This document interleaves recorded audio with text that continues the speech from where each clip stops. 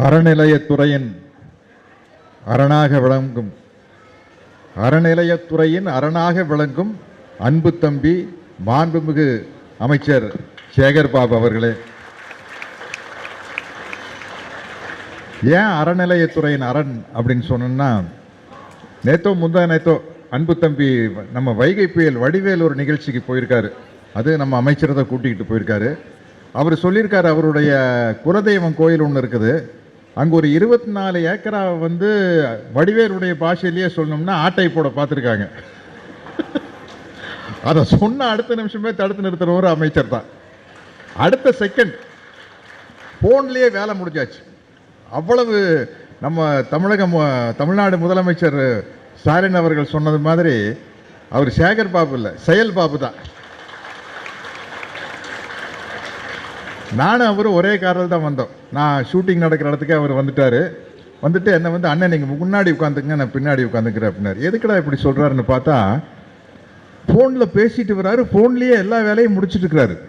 செய்ய வேண்டிய வேலையை ஃபுல்லாக நான் இந்த பின்னி மில்லில் தான் இன்றைக்கி எனக்கு ஷூட்டிங்கு.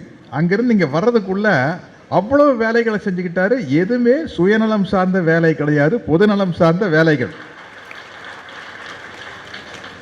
இதுக்கு நடுவில் எங்கிட்ட பேசுகிறாரு. எனக்கு குழப்பம், இவர் எங்கூட பேசுகிறாரா ஃபோனில் பேசுகிறாரா? நான் பேசும்போது தம்பி என்ன தம்பி அப்படின்பா, இல்லைண்ணே இது ஃபோனில் பேசிகிட்டு இருக்கேன் அப்படின்பார். அந்த மாதிரி ஒரு கடுமையான உழைப்பாளி. அவர் பார்த்தோன்னா நம்ம சினிமா நடிகர்களுக்கு வந்து இந்த உடம்பை பாதுகாக்கணும் அப்படிங்கிற ஒரு நினைப்பு இருக்கும்ல. அப்போ கேட்பேன், தம்பி நீங்கள் எப்போ ஏதாச்சும் வாக்கிங் கீக்கிங்க எக்ஸசைஸ் அப்படின்னாரு. நம்ம வாக்கிங் கீக்கிங்னு சொன்னோம்ல, கலைஞர் வழி வந்தவர் இல்லையா, இந்த காரை காட்டி அண்ணா வாக்கிங்கும் வித்தா கீக்கிங்கும் வித்தா அப்படி. ஆனால் ஏதோ ஒரு நேரம் எடுத்துக்கணும். நம்மளுக்கு வந்து உடற்பயிற்சிங்கிறது ரொம்ப முக்கியம். அதுக்கு அதுலேயும் வந்து முன்மாதிரியாக இருக்கிறது நம்ம தமிழ்நாடு முதல்வர் தளபதி அவர்கள் தான். ஏன்னா கலைஞர் அவர்கள் வந்து காலையில் 4 மணிக்கு எழுந்து வாக்கிங் போயிட்டு வந்து அடுத்த வேலையை பார்ப்பார். அப்படி அவர் உடம்பை பத்திரமா பாதுகாத்தவர். நான் ஒரு தடவை வரலாற்று சுவடுகள் அப்படின்னு தினத்தந்தி பத்திரிகையில் அவர் கூட அவருடைய வசனத்தில் நடித்த அனுபவங்களை பற்றி எழுதினேன். பாலைவன ரோஜாக்கள், மண்ணின் மைந்தன் அனுபவங்களை பற்றி எழுதியில் காலையில் 5:30 மணிக்கு என் வீட்டுக்கு ஃபோன் பண்ணியிருக்காரு. நான் தூங்கிட்டு இருக்கும்போது செல்ஃபோன் எல்லாம் ஆஃப் பண்ணி வச்சுட்டு, லேண்ட்லைன் இருந்தாலும் கூட ரிசீவர் எல்லாம் கீழே எடுத்து வச்சுட்டு கீழே ப்ளக்கெல்லாம் பிடுங்கி விட்டு தான் படுப்பேன்.